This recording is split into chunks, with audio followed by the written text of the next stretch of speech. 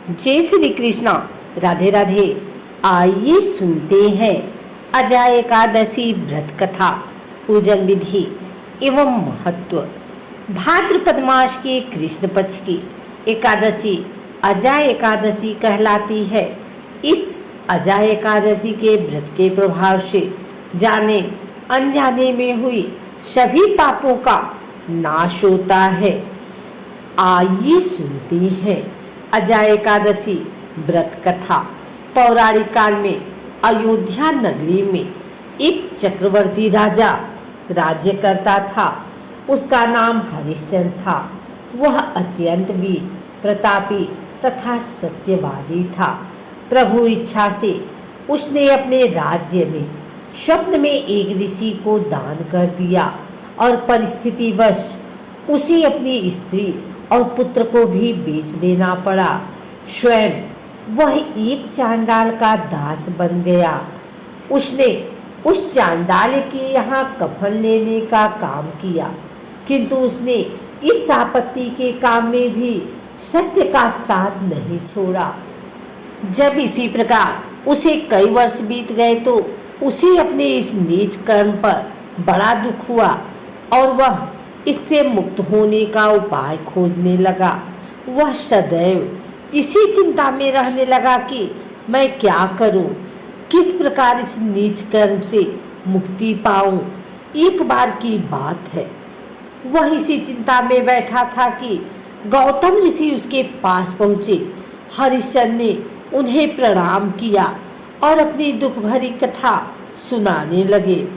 राजा हरिश्चंद्र की दुख भरी कहानी सुनकर महर्षि गौतम भी अत्यंत दुखी हुए और उन्होंने राजा से कहा, हे राजन, भादो के कृष्ण पक्ष की संकष्टी का नाम अजा है। तुम उस एकादशी का विधान पूर्वक व्रत करो तथा रात्रि को जागरण करो। इससे तुम्हारे सभी पाप नष्ट हो जाएंगे। महर्षि गौतम इतना कहकर आलोक हो गए। अजा नाम की एकादशी आने पर राजा हरिश्चंद्र ने महर्षि के कहे अनुसार विधान पूर्वक उपवास तथा रात्रि जागरण किया। इस व्रत के प्रभाव से राजा के सभी पाप नष्ट हो गए। उस समय स्वर्ग में नगाड़े बजने लगे तथा पुष्पों की वर्षा होने लगी। उसने अपने सामने ब्रह्मा, विष्णु, महेश तथा देवेंद्र आदि देवताओं को खड़ा पाया। उसने अपने मृतक पुत्र को जीवित कर दिया।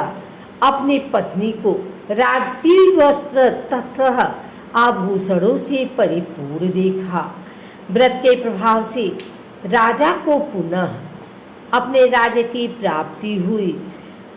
वास्तव में एक ऋषि ने राजा की परीक्षा लेने के लिए यह सब कौतुक किया था, परंतु अजय एकादशी के व्रत के प्रभाव से ऋषि द्वारा रची गई सारी माया समाप्त हो गई और अंत समय में हरिश्चंद्र अपने परिवार सहित स्वर्ग लोक को चले गए।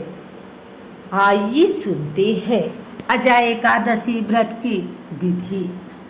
अन्य एकादशियों की तरह अजय एकादशी व्रत नियमों का पालन भी दशमी के दिन से करना चाहिए। नियमों के अनुसार दशमी के दिन मसूर की दाल, चना, करौंदे, साग आदि भोजन नहीं करना चाहिए। सात्विक भोजन ग्रहण करें और ब्रह्मचर्य का पालन करें।